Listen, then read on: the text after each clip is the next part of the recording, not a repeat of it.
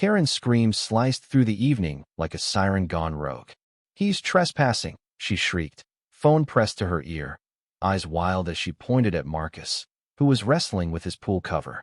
The suburban cul-de-sac, usually a sleepy haven of manicured lawns, now pulsed with tension. Marcus, a software engineer who'd moved in 3 months ago, froze, his hands still gripping the jammed mechanism. He'd spent all day fixing the pool's pump, only for it to sputter and die, leaving the cover half open and the water murky. Karen, his next-door neighbor, had been watching from her patio, her suspicion brewing like a storm. "Ma'am, I live here," Marcus said, his voice steady but edged with exhaustion. He gestured to the house behind him, its porch light flickering. Karen, undeterred, barked into her phone. "He's damaging property. Send someone now." Her words weren't just a call for help, they were a weapon, sharpened by years of unchecked entitlement. Neighbors began to gather, drawn by the commotion. Some whispered, others recorded, their phones glinting in the fading light. The pool, Marcus's pride and joy, now looked like a crime scene. The cover torn, the pump leaking, and a glass pitcher he'd knocked over in frustration shattered across the deck. Karen's 911 call wasn't just a mistake, it was a detonation. By the time the police arrived, the scene had spiraled. Marcus stood firm, showing his ID, explaining he'd bought the house outright. The officers, sensing the absurdity, questioned Karen, whose story unraveled. "He didn't look like he belonged," she stammered, her face flushing as the crowd grew. The neighbors' murmurs turned to accusations. "You've done this before," Karen, one said, referencing her complaints about suspicious delivery drivers. Marcus's calm cracked just once, his voice low. "I'm trying to live my life, and you're making it a nightmare." The backlash hit like a tidal wave. By morning, the videos had gone viral. Karen calls 911 on Black neighbor, trended on X, racking up millions of views. Commenters tore into her, digging up her history of petty complaints.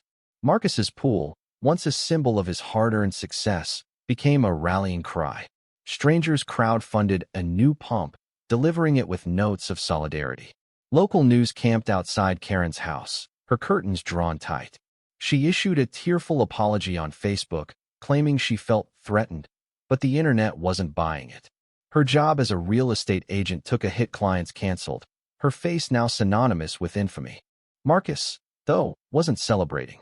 He fixed the pool, but the joy was gone. Every splash reminded him of that night, of eyes watching, judging. He started working from home, avoiding the neighbors' pitying smiles. Then came the counterstrike.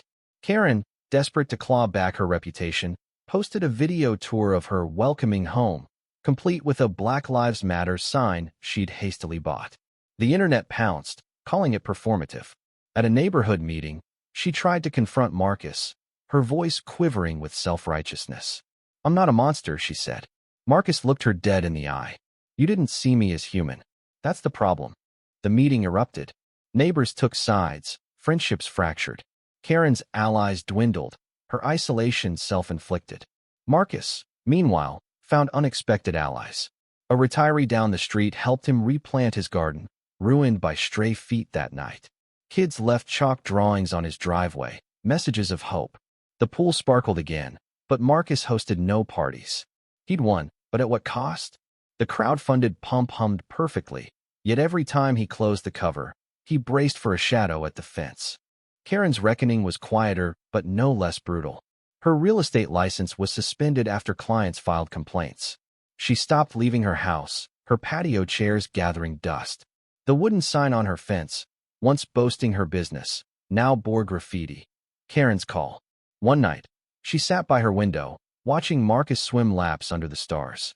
He moved with grace, unaware of her gaze. She envied his resilience, his ability to rebuild. Her own life, once so certain, lay in shards like that broken pitcher. The cul-de-sac never recovered its sleepy charm. Marcus stayed, but he kept his distance, his trust eroded. Karen moved away, her house sold at a loss. The pool, a silent witness, reflected the sky clear, vast, indifferent. Both had survived, but neither was whole. The neighborhood, once united by barbecues, now whispered of that night, a wound unhealed. Marcus swam on, each stroke a defiance, each breath a reminder. Freedom comes at a price, and some debts can't be paid.